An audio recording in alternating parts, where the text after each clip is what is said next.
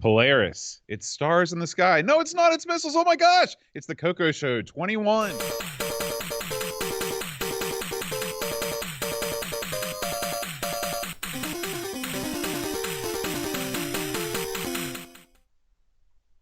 Hi, everybody. Welcome to the CoCo Show. And I'm John. Aaron. And today, Aaron, we're going to be talking about Polaris. Now, Aaron, would you consider yourself to be a somewhat capable amateur astronomer? No, but I would not consider myself that. I have done some star watching in the past, but I don't. I only have a vague recollection of what I'm looking at.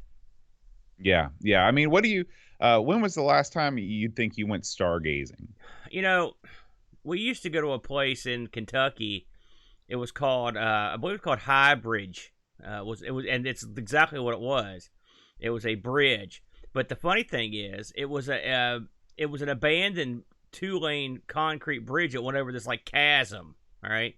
Oh wow! And so it's funny because it wasn't that far from a main proper road. I don't know why it was shut down, but we would go there and we would. It was out in the middle of the sticks, and you could go there and kind of get your telescope out and look at the stuff. I think most of my friends went as an excuse to get drunk. But there were a couple of us that actually were sort of remotely interested in the, the everlasting grandeur of the universe, and we would have a look up in between swigs. Sure. Yeah. I think that the mixture of alcohol and stargazing is kind of a match made in heaven. As long as you're not writing anything down, I think you're okay. Yeah, because you're looking up at the sky, you're contemplating the ineffable, as it were. And nothing aids the contemplation of the ineffable like a few swigs of Jack. Yeah, you don't want to contemplate the inevitable like straight in the head, because then that's what drives you mad. It's a Cthulhu like feeling. Yeah. So stargazing is something that I always read about doing. I used to have a book when I was a kid, and it was like the Stargazer's Guide, and it told you about all the different materials that you need to have. The idea of like taking going out, bringing some warm clothes, a thermos full of hot chocolate, and looking up at the sky. In my mind, that seems cool, but in reality, I think after 5 minutes, I'd be bored out of my mind. Yeah, that's the problem. Now, listen, of course, when I was going up there, as I mentioned, you got the booze, you got some good-looking chicks with you. They were hanging. Yeah. And so that made it a lot more fun. But yeah, just walking, staggering out into the night and with a telescope at 2 a.m., and it's cold, it's dark, possibly damp. It's not my idea of a good time. However, if you're really into the stars, whatever you like. Yeah. Well, Aaron, speaking of being really into the stars, one of the shining stars of the CoCo library, undoubtedly, maybe, is Polaris. I agree with you. Why don't you tell us a little bit about this game, Aaron? This may come as a shock to some of the listeners here, but the game Polaris for the CoCo is not entirely original, Bode, if I may say.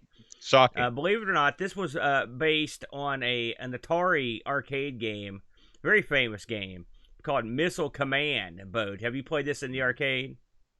Oh, yeah. Actually, I've played it in the arcade, and then I've also played the arcade machine in someone's home. So I've done it both. Yeah, ditto. So if you haven't played Missile Command, a great game where you control a land-based strategic missile defense system, and you're basically trying to pick off incoming missiles and smart bombs and bombers before they pick off your cities. Effectively, you're the last line of defense. This game is played with a trackball, and was just when this came out in the arcade. Wow, what a revelation! I don't know if I'd ever even played a trackball game before I played this one. I mean, there were trackball games before this, but I think that this was really the first game, the first massive success in the trackball. This is the one that I always think of. When it's time to play trackball games, this is one of the first ones that come to mind. It'd be this, then Marble Madness would be probably second. Centipede. That's another. But I mean, I prefer this to Centipede because there's part of this game was the '80s, right? I mean, this game, Missile Command came out in the arcades, hit the streets in America in July of 1980, the hot summer of '80, right? So it just got in there. And we were right in the middle of the Cold War, the whole 9 yards. I mean, if you think about it, I know you were practically non-existent. I was not yet on this earth. But in the summer of '80, that whole time frame right there, you had all kinds of craziness going on.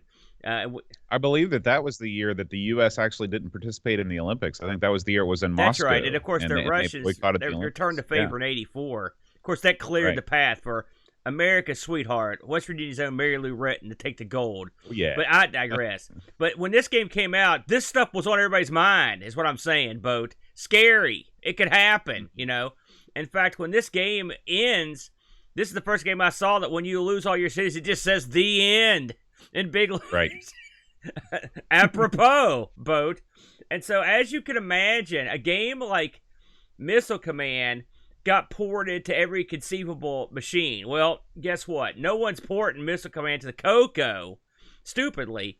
And so, thankfully, we have the innovative geniuses that are great at kind of horking other people's gimmicks and making them their own. And they decided it was time to bring a Missile Command style game to the PC, or to the Tandy. And what we got here was, in fact, Polaris. Polaris came out just 1 year later, Boat, than in '81. And in this game, you are controlling 3 submarines. Now, listen, submarine-based missile weapons, not an unknown thing, Boat. The Polaris missile, in fact. I mean, in a way, this is just as accurate as the arcade original. And you know, as I mentioned, a lot of Missile Command clones and Missile Command ports were put out, okay? But the one key element that they all lacked was that trackball, right? And I mean, now later on, if you had like the 5200 whatnot, where they had a proper trackball come out, then you could get something cooking. But at this point, you had nothing. And so, what would you do? Well, you know, if you're playing on the Atari, you would use your joystick, right? And the CoCo was no different, with one basic major advantage. And this is one of the few games, Boat, where the Black Beauties hone into view. This gorgeous little device right here that I hold in my hand if you're watching at home is an analog, straight up analog stick. And I find that when it comes to a game like Polaris, this is the best way to play these, short of having an actual trackball. And it gives Polaris a sort of a leg up on the competition just right out the gate. The ability to use analog controls to control your missile cursor around the screen. In Polaris, we mentioned that you are defending your islands with submarines, which is basically exactly the same as Missile Command, but your subs. Now, we mentioned the analog stick, but you've got another advantage on the CoCo that, I mean, literally no other consoles got, and that's the ability to independently fire from your different subs. In the arcade, you had different launch buttons for all 3 of your launch sites. This is a huge deal because it provides you options when it comes to shooting your various missiles up, because you're going to want to shoot at missiles that are closest to the missile range that you're firing from. Yeah, this is where the strategy in this game comes from, which is why so many of the home ports are disappointing. Yes. Because not only do you have to fire, you want to fire your missiles from the closest silo where the missiles are coming down, but you also have to strategically track how many missiles each silo has in its stockpile, which adds to the strategy as well.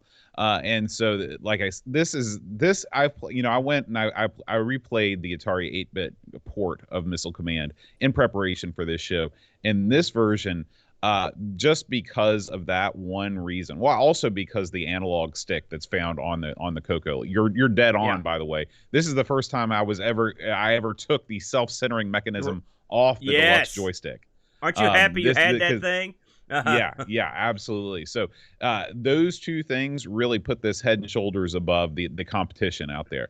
One of the, I think on the CoCo, it's the period, it's the comma, the period, and the slash key. I think there's 2 different options, but that's what I use. I use my left hand to control the stick, and then I use those 3 buttons to control the silos. And it's the first time that I've played a home port of Missile Command that gave me the same feeling as playing in the arcade. Of course, the arcade version, the buttons for your missile launchers are not just normal arcade buttons. They're these volcano shaped convex buttons that are super high, and they're lit up with LEDs on the ends. Man, they look cool. That whole machine looks awesome. There's no doubt about that. Yeah. But in terms of, bringing that experience home, having those 3 different subs, being able to launch the different stacks of missiles and making sure that you're keeping enough in stock, that really, it ramped up the intensity and it ramped up the fun. And I will admit, or will say that there are 2 sets of keys you can use to control the missiles. The ones, it's funny because you play exactly the opposite of me. I used my right hand with the controller and used the Z, X, and C buttons to fire independently from the missiles.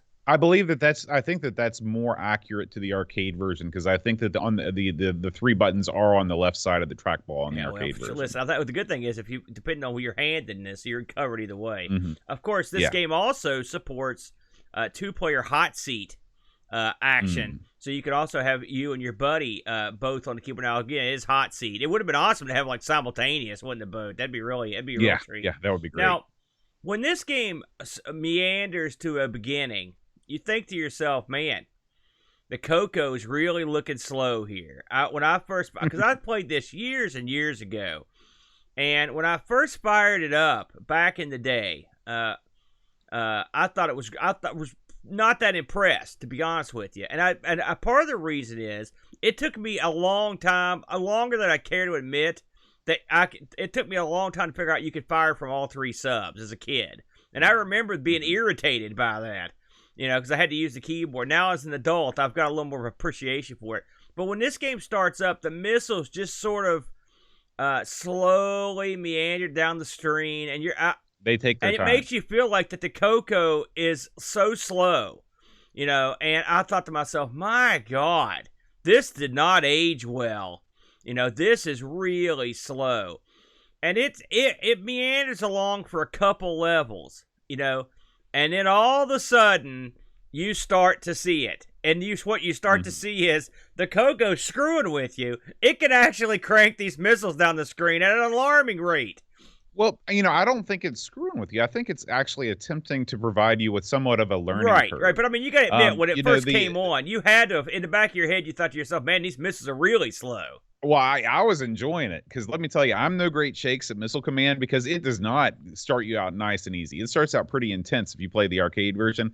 And so I was enjoying the fact, and I was like, you know what? But if it had continued to be that slow and you could just sort of play forever, but it wasn't long. I think it took about 5 stages in before it really started getting probably what would be the same as the second or third level of the arcade machine. The missiles, the shots you have on each sub are identified on the sub, which is nice, just like in the arcade. Mm-hmm. And also, when the missiles and smart bombs come down the screen, they will also not just target your islands, they will target your subs. And so if you have a sub that's fully stocked with ammo that gets hit, it's out of commission and it's no longer a viable shooting option. Again, just like the arcade. When they put this game together, they knew what they were doing, because everything pretty much sets right in with the arcade. Even the scoring mechanism, it counts the number of warheads you've got left, that adds that bonus into your score, which is also what the arcade does. You will get to a point in the game where you will encounter smart bombs. Now, these smart bombs in the arcade are particularly vile, because they are very smart, and they'll stop in midair, hesitate, go left and right. And I was pleasantly surprised to see that the CoCo smart bombs are just as smart. These things are nasty, aren't they, Bode? They are beatable. Yeah. Which, I mean, it's not like the Condor in Joust or whatever, where it's almost impossible, or the Dragon. You can blow these things up, but you really have to be strategic with your bombs, or just carpet bomb an area, which wastes a bunch of your missiles and screws you over. So I want to ask you about the scoring section of the screen up at the top. This reminds me of something straight out of the Odyssey 2. I had the exact same thought. It's big, bold. What are your thoughts on that thing? I think it's okay. It does the point to which side's turn it is when you play with 2 players. And I think I don't have a problem with the scoring. I mean, it's easy to see. It's not fancy, that's for sure. It also, after your round, it gives you all your statistics. It's nice. Something else this does at the arcade, which I think is great, is occasionally you will earn a new island, just as you earn a new city in the arcade. And in the arcade, when you earn a new city, it basically makes this random noise, right? It goes, it's just like, it sounds like the Atari, the arcade board is just randomly playing noise, right? The CoCo version plays that same random noise whenever you get a new island. So they even managed to copy that down. Mm-hmm. I should also mention that after every couple levels, the whole screen palette changes. I like this, Boat. This gives you a different look. So it's very, I mean, obviously this is the first thing that I think about when I see this is the old Atari 2600, because the 2600 was the master of changing the palette to change it up. But it breaks up the action. Well, it doesn't really break up the action, but it breaks up the monotony of having, this game would have been awful if it would have been the old green screen, the whole game. You get this, it was cycling through the colors. Some of them look neat. Some of them, when you reach a new stage, even though it's coming, you're like, oh, this is kind of cool. So yeah, I was a big fan of that too. I will say Curtis, L. Curtis Boyle, our good buddy, mentions on his site that this game cycles through the entire 8-color palette of the CoCo 1 and 2. So when you're playing this, every 2 levels you get a new color, and you're right, it does break it up. It makes it a little bit different, and so I highly approve of that. This game, it's funny. I looked this up on eBay, Boat, to see what I was going for, because I was wondering. I didn't think it was that rare. This game was a staple of Radio Shack back in the day. I would say this was one of the premier games that I would see in the store. And I was surprised that I think these things are sort of not that often found in box anymore. Now, we've discussed the in box portion of this, which is sort of generic box. Right. I saw a dude selling one for trying to get $319 out of one of these. And I thought to myself, how strange. That is strange. Have you ever seen anybody hawking sort of reproduction CoCo boxes? Because they literally are just a generic thing. In fact, you could even print them, I believe, if I'm not mistaken. Now, before we moved down the line, I wanted to mention a couple things about this game that I thought was odd, okay? This game was, of course, published by Tandy, and it was on cartridge, but it was developed by an outfit called Device Oriented Games. All right, interesting name. They were an outfit out of Texas.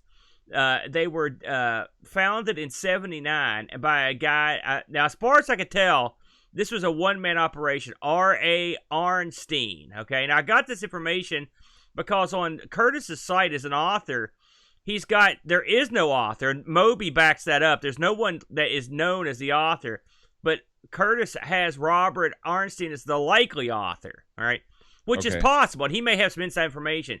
I looked to see what else Device Oriented Games had done, to see if I could see this guy's fingerprints on anything else. And the other stuff they did really is nothing like this. And so that makes me wonder. They did a game called Pyramid 2000, which is a text game. They did a game called Bedlam, which is a very famous CoCo text game about escaping from an insane asylum. I believe there's a Crazy Napoleon on the cover. I remember the cover. I remember seeing it a million times. He did a couple other games. Haunted House, which I believe is another text game that was on the original TRS-80, like Model 3 and whatnot. And then a game called Space War, which I think is on the old TRS-80. That's all they've got listed for device-oriented games. None of those games are anything like this.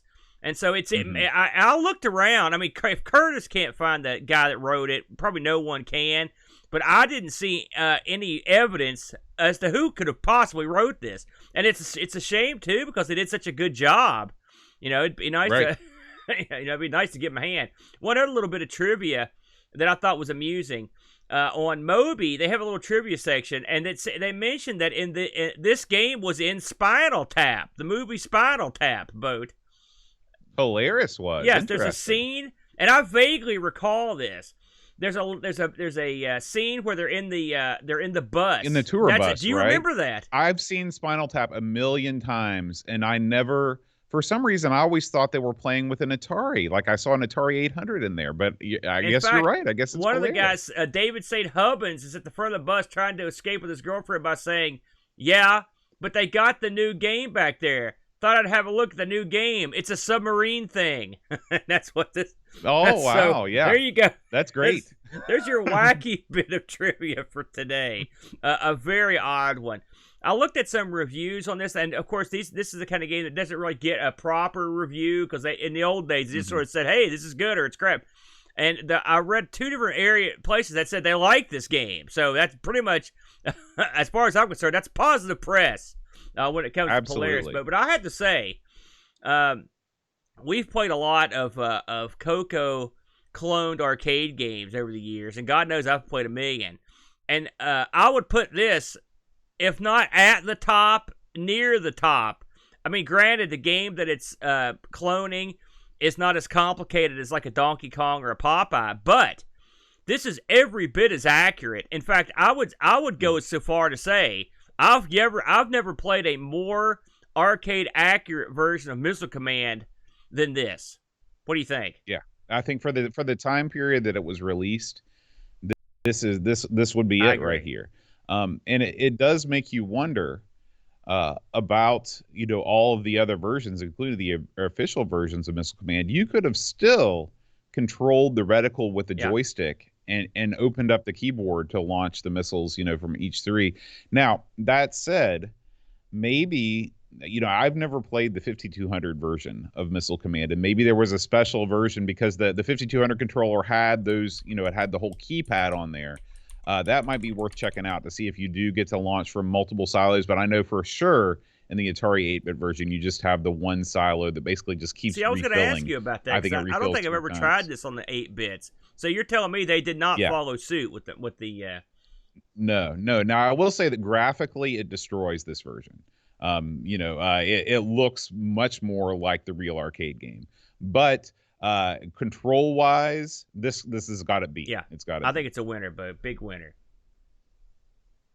All right. Well, we thank you guys for listening to the CoCo Show this week. We want to give a special shout out to our CoCo Show VIP, Robert Murphy, and of course, all of our CoCo Show patrons, Edvin Helland, Steve Rasmussen, Buttons, and William Becker. If you want to support the CoCo Show, just check out patreon.com/the CoCo Show. And we're working towards a goal of making the CoCo Show a weekly show. So if you'd like to make that happen, we would appreciate your support.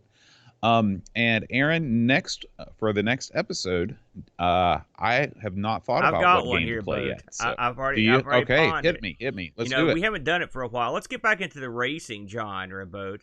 With something that we can actually do a little comparison on. I suggest we try Pit Stop 2, Boat. Excellent choice. Pit Stop 2 will be the next episode of the CoCo Show. And as always, most of the time, we'll record this show on a Saturday. Make sure you just follow us, twitch.tv/Amigos Retro Gaming. You can, if you just be notified whenever we're streaming the show, it'll pop up. We weren't able to stream live this time, but we will in future episodes, and we'd love to have you in the chat with us. All right, that's going to do it. Until next time, all hail Curtis Boyle.